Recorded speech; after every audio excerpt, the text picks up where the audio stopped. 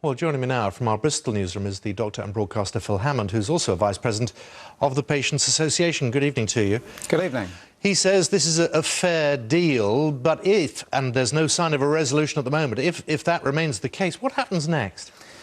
Well, probably the best thing to do would be a scientific trial. He says he thinks it's the right thing, but science works in unusual ways, and until you've tested something, you don't actually know whether it's going to improve it or not. My understanding is the BMA junior doctors have come up with their own cost-neutral proposal, which Jeremy Hunt rejected, and he's come up with a proposal which they've rejected. So the best thing to do, because there's no hurry to impose this, would be to do a scientific trial in different hospitals, comparing these two shift systems and seeing which actually delivers the best care and the safest care.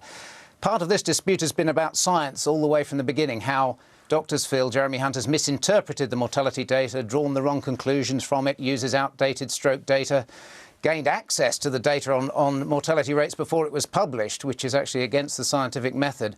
So they basically want to trust the science rather than the Health Secretary, and the most sensible way of doing it would be to do a proper clinical trial of these two rota systems. Trouble with all that is we are where we are. It is beginning to look as though the two sides are so entrenched, for whatever reasons, they're not going to give way. So if there is an imposition of this contract, what will that do to those doctors who are currently out on the picket line, to those who are thinking of going into this vocational profession?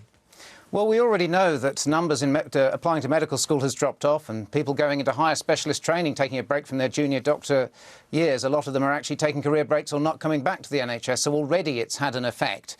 I think imposition would be a terrible thing to do, because medicine relies on the notion of informed consent. You have to collaborate, you have to sit down and agree, based on sometimes complex and imperfect evidence.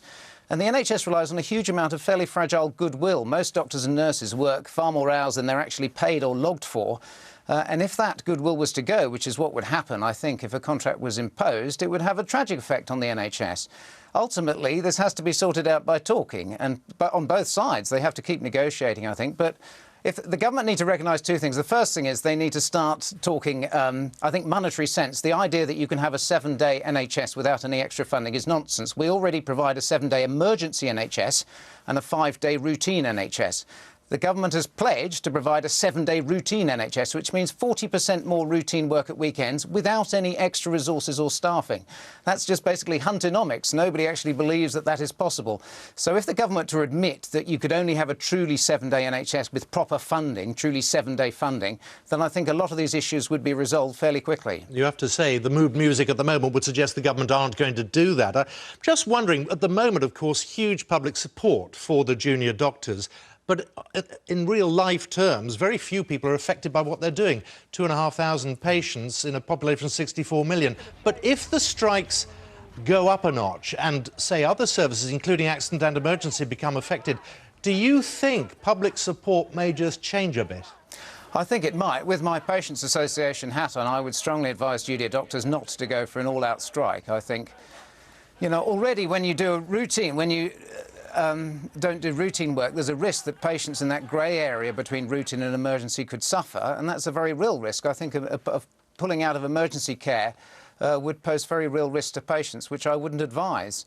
I think ultimately what we need is to keep talking. But the thing I suppose that inspires me is that these junior doctors are our future clinical leaders. They're brave enough to speak up. Jeremy Hunt has said he wants and welcomes whistleblowers. We now have 54,000 new whistleblowers. All Jeremy Hunt has to do is to listen to them, because they're the best smoke alarm for the state of the NHS. The reason 98% of them voted in favour of industrial action is they're saying presently our working conditions are pretty unsustainable. They're incredibly stressful. We're going to have flatline funding of the NHS and huge cuts in social care over 10 years, and we're buckling under the pressure. So don't suddenly pretend you can extend services to 7 days without adequate funding and staffing. Let's start having a sensible debate about the resources, and have it with the public too, because we're the ones who pay for the NHS, and ultimately we need to decide how much we want to put into NHS and social care. At the moment it's less than other European countries. Until we get up to that European level, we won't have the NHS and social care system we deserve. Dr. Phil Hammond in Bristol, thank you very much for joining us. Thank you.